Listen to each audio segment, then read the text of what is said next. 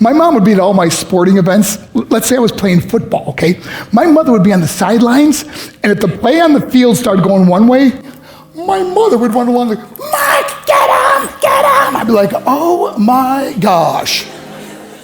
I'd get in the huddle with the other guys. They go, Mark, is that your mother? I go, no, I never saw her before in my life. See, the greatest gift my mother ever gave me, she believed in me.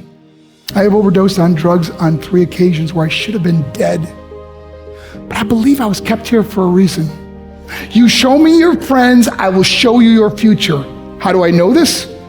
I hung out with losers, and I became the biggest loser of them all because I gave up everything I dreamt about as a little boy because of who I chose to surround myself with. My friends would drive me home at 2, 3, 4 in the morning.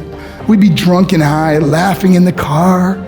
We'd pull up in front of my house in New York. They go, Mark, the light's on. I go, oh man, my mother's up.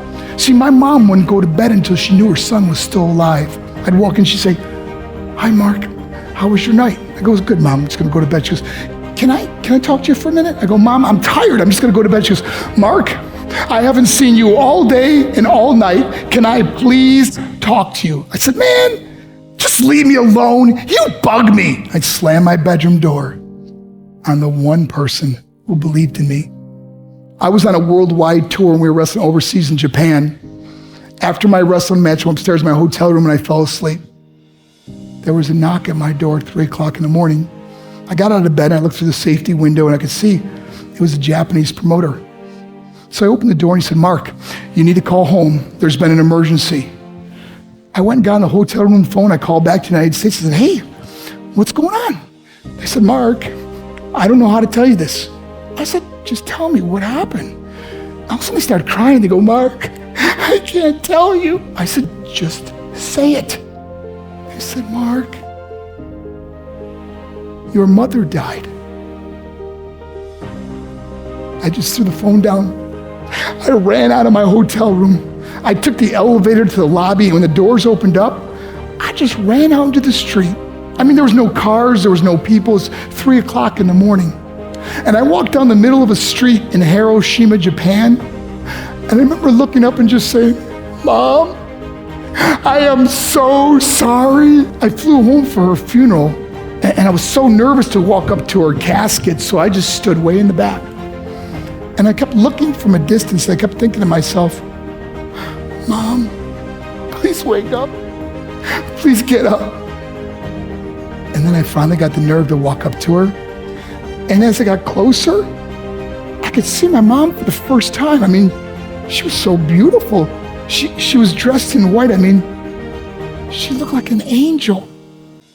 And I just stood over it. I said, Mom, you are my hero. Everything I am, everything I hope to be was because of you. You loved me so much. You gave me a life. You're the only one that ever believed in me. How did I repay her? By getting drunk, by getting high, by getting stupid, by hanging out with losers? For what? All she ever wanted to do was talk to me. I wish I could talk to you now, Mom. I wish you could see what I'm doing. Why couldn't I have been a better son? We are defined by our choices. But if you surround yourself with people involved in drugs and alcohol and pills, it's a dead end. I'm not here to preach to you. I'm here to tell you I lived that life. It leads to broken hearts, broken relationships, broken dreams, and death. For what? To get high? If you have a mother or a father, when you go home, tell them how much you love them. See, my whole life was about being rich and famous. I had to be a millionaire. I had to win the race. I had to win the race at the expense of my marriage, my family, my friends. For what? To be all alone in the world? I learned what is truly important, and that is how precious this gift of life is, and our families, and how quickly it can be taken away.